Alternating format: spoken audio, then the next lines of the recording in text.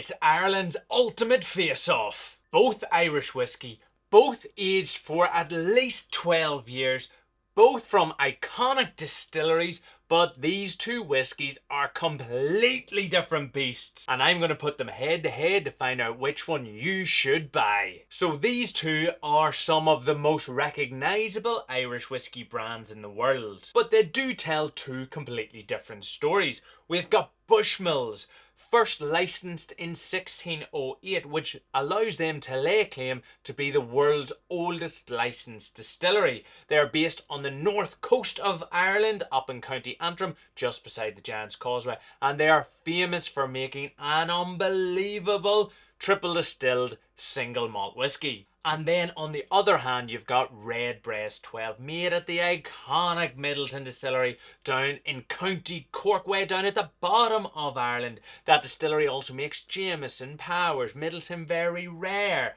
But this is also a single pot still, triple distilled Irish whiskey. So even though they share the same age statement and they're both Irish whiskies, they both represent different styles of the Irish whiskey category.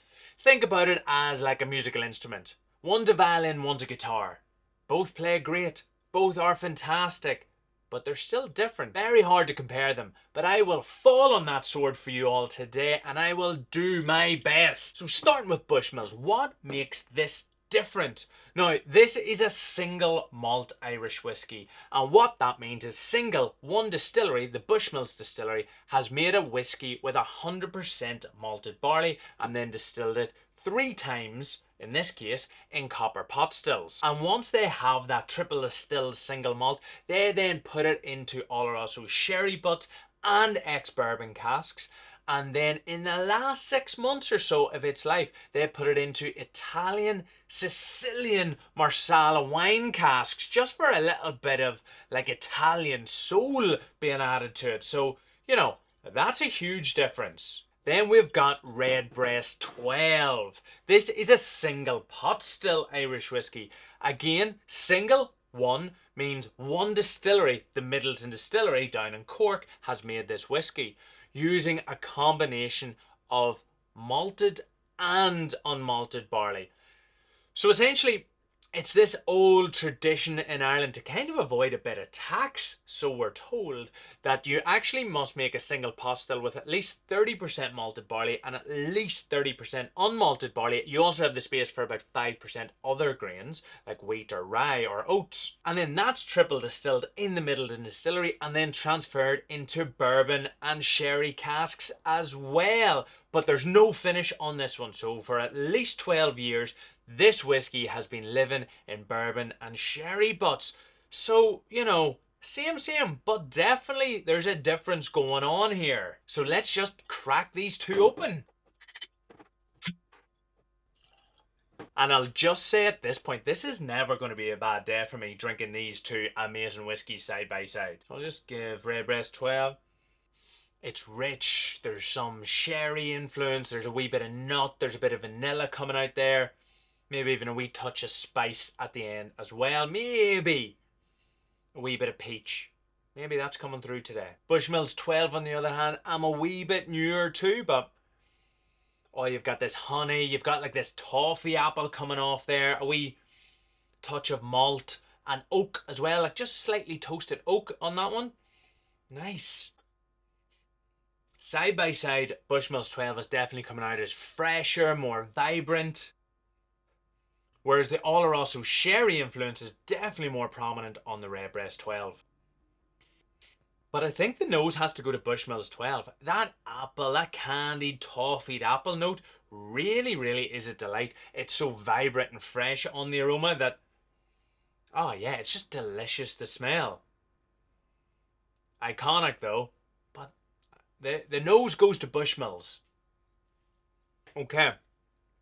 So the palate straight away is very dry, alright? It's actually not a bad thing. It's like got this beautiful finesse, but it like strips my tongue and then it adds back its own flavour. I do remember trying this before and thinking I was going to be hit with a wave of sweetness, but that dryness has come through. There's like a roasted nut. There's like a spiced pear.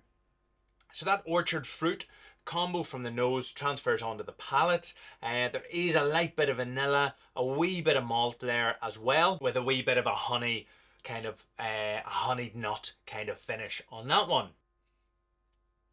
Yeah, so the bourbon barrel hits the tip of the tongue and getting that vanilla. The pot still spices roll along the fatty part of my tongue. I'm getting some like bacon spices, white black pepper.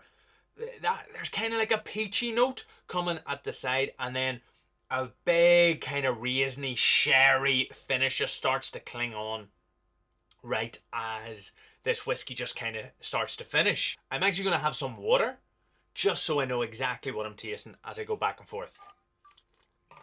So round two. Okay, yeah. So the aroma went to Bushmills 12, but I am going to have to give the palate and the flavour to Redbreast 12. It just feels like it's balanced in all areas. It is still sweet, but there's a slight dryness to it. Those casks really just evolve in such a balanced way. I've said it a lot about Redbreast 12, about that balance. Bushmills 12, if you love dry whiskies, this is probably the whiskey for you, but you have to like a dry whiskey. If you weren't really in the mood for it, it might actually annoy you a wee bit. It is very well made and it is very tasty, but with the flavour, I'm going with Redbreast 12. So that puts us at a good old-fashioned standoff. Which of these 12-year-old Irish whiskies should you buy? And honestly, they are both brilliant. They are both from two fantastic distilleries who know how to make unbelievable whiskey. And like I said earlier, these are very different. They're not the same styles, all right? They are just the same age. They're both triple distilled and they're the same ABV or proof. They're both 40% or 80 proof, right? But this style, the category that they're in, is very different. A single pot still is typically oily, mouth-filling, has some of those spices. A single malt does typically have a biscuity backbone, but then that Marsala cask comes into play with a wee bit of an Italian accent on all of that Irish flavour. So it's a hard position to be in, alright? One has a fantastic nose, one really carries the body. But if you were buying a 12-year-old Irish whiskey, and these were your only two options, I would go for Redbreast 12. I think as a 12-year-old and as an Irish whiskey, this just beats it to the post. But like I said, these are both brilliant whiskies. And it's actually quite fun to be able to try them side by side. And at the end of the day, I say this once, I say this again and again, variety is the spice of life. There will be a time when you're reaching for a whiskey and this will be the whiskey that you should reach for. But by and large, I'm going to stick with my original choice of Redbreast 12. Now, if you have enjoyed this video, give me a wee subscribe. If you're not, I'm trying to hit 1,000 subscribers, so your one subscribe would help so much. If you're already subscribed, give me a wee like. And do you know what? Maybe I'm actually wrong in all of this. Maybe you think Bushmills 12 should be the whiskey that you should all pick up. Let me know in the comments. I also haven't tried these with water. Would you add water to a 40% or 80 proof whiskey? I don't know, but anyway, I'm just going to slaunch you, and now I just go and drink them side by side in front of the fire watching reruns of Father Ted, you know? Slaunch you. Cheers. Oh, so classic.